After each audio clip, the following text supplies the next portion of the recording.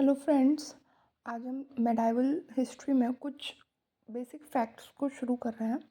तो उसमें से एक दिल्ली सल्तनत ख़त्म होने के बाद मुग़ल साम्राज्य शुरू होता है और उसमें सबसे इम्पोर्टेंट जो अकबर थे, जो कि हुमायूं के बेटे थे, उनके बारे में कुछ इम्पोर्टेंट बातें पढ़ेंगे।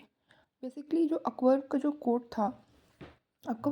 कोर्ट था उसमें 9 ज्वेल्स रहा करते थे।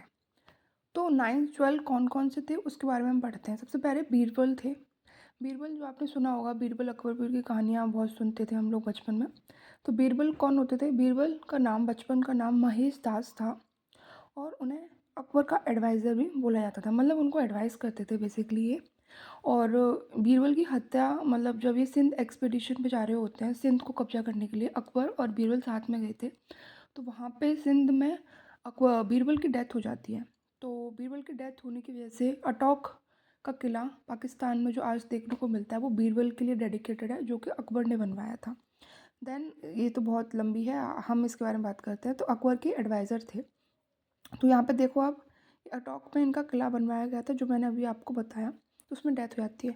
तानसेन आपने सुने होंगे, जो कि एक म्यूजिशियन थे, और रामतेंदु पांड्या इनका बचपन का नाम था और ये ग्वालियर में बेसिकली थे। उनका मुगल के अंदर रहते थे और ये ज़्यादातर फेमस है, वो मल्हार राग के लिए फेमस है। मतलब मल्हार राग जो गीत होता है, एक गीत नहीं होता, बेसिकली जो म्यूज़िक फॉर्म्स होती है उसका एक पार्ट होता है, मल्हार राग वो गाते थे। टोडरमल इनके फाइनेंस मिनिस्टर थे अकबर के, ये फाइनेंशियल जो भी मैटर्स होते थे उनको संभालते थे। मानसिंह इनके कमांडर थे। मानसिंह वही थे जब हल्दी घाटी का युद्ध हो रहा होता है और राणा प्रताप सिंह जो थे, इन्हीं महाराजा प्रताप सिंह को यही हराते हैं। ठीक है। फिर अब्दुल फजल बहुत फेमस है, इनके कोर्ट पोएट रहे हैं और अकबरनामा और आयन अकबरी भी इनके द्वारा लिखी गई है। फिर अब्दुल रहीम कौन थे? अब्दुल रहीम जो थे वो बैरम खां, मतलब जो बैरम खां, जब अकबर छोटे थे ना, तो उस टाइम पे पिताजी मर गए थे इनके, मतलब जो उन्होंने दीन पनाह दिल्ली में जो लाइब्रेरी बनवाई, मतलब वो था एरिया था, वहाँ पे दीन पनाह लाइब्रेरी थी इनकी, वहाँ से ये गिर गए थे जो हुमायूं इनके पिताजी थे।